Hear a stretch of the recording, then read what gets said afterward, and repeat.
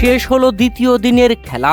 জয়ের উল্লাসে বাংলাদেশ 3 দিন বাকি থাকতেও যেন হার মেনে নিচ্ছে পাকিস্তানিরা। প্রিয় দর্শক, বাংলাদেশ ও পাকিস্তানের মধ্যকার দ্বিতীয় টেস্টের দ্বিতীয় দিনের খেলা শেষ হলো একটু আগেই। প্রথম টেস্টে বাংলাদেশের কাছে হেরে সিরিজে পিছিয়ে থাকা পাকিস্তান দ্বিতীয় টেস্টেও যেন হার মেনে নিচ্ছে, কেননা যেখানে 2 দিনের খেলা শেষ না হতেই পাকিস্তানের হারের সম্ভাবনাটাই বেশি দাঁড়িয়েছে। প্রিয় দর্শক, এই দ্বিতীয় ম্যাচে সিলেট আন্তর্জাতিক ক্রিকেট স্টেডিয়ামে মাঠে নেমে টসে জিতে পাকিস্তান বাংলাদেশকে ব্যাটিং এ আমন্ত্রণ করেছিল, যেখানে বাংলাদেশ আগে ব্যাটিং এসে প্রথম ইনিংসে করে 278 রান। দলের হয়ে সর্বোচ্চ রান করেন লিটন কুমার দাস, হাঁকিয়েছেন সেঞ্চুরি।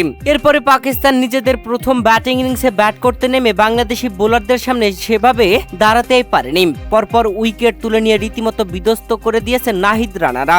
গতির ঝড়ে উড়িয়ে দিয়েছে পাকিস্তানি ব্যাটারদের, যেখানে বাংলাদেশ 232 রান অল আউট করে দিয়েছে পাকিস্তানকে। বাংলাদেশ 46 রানের লিড নিয়ে দ্বিতীয় ইনিংসে ব্যাটিং এ নামে, যেখানে পাকিস্তানের ব্যাটিং ইনিংসে বাংলাদেশের বোলাররা দারুণ করেছেন, বিশেষ করে নাহিদ রানা। 12 ওভার 4 বল করে 60 রান খরচে 3টি উইকেট তুলে নিয়েছেন। তবে পাকিস্তানি ব্যাটারদেরকে আতঙ্কে রেখেছেন নাহিদ রানা। এছাড়া দলের হয়ে 2টি উইকেট নিয়েছেন তাসকিন, শরীফুল নেননি কোনো উইকেট। মেহেদী হাসান মিরাজ নিয়েছেন 2টি, এছাড়া তাইজুল ইসলাম নিয়েছেন 3টি উইকেট। পাকিস্তানের হয়ে দলীয় সর্বোচ্চ রান করেছিলেন বাবর আজম। তবে বোলার সাজিদ খান অসাধারণ ব্যাটিং করেছিলেন। পরপর ছক্কায় 28 বলে 38 রান করেছিলেন তিনি। পাকিস্তানের বিপক্ষে 46 রানের লিড নিয়ে বাংলাদেশ দ্বিতীয় ব্যাটিং ইনিংসে ব্যাটিং করতে নেমে অবিশ্বাস্য ব্যাটিং শুরু থেকেই। তবে তানজিদ তামিম 4 রান করে প্যাভিলিয়নে ফিরলেও অনডাউনে ব্যাটিং আসা মমিনুল হককে নিয়ে দারুণ ব্যাটিং করেন মাহমুদুল হাসান জয়। ঝড়ো ব্যাটিং এ হাফ সেঞ্চুরি তুলে নেন। ওয়ানডে স্টাইলে ব্যাটিং তাণ্ডব করেন মাহমুদুল হাসান জয়। তবে দলীয়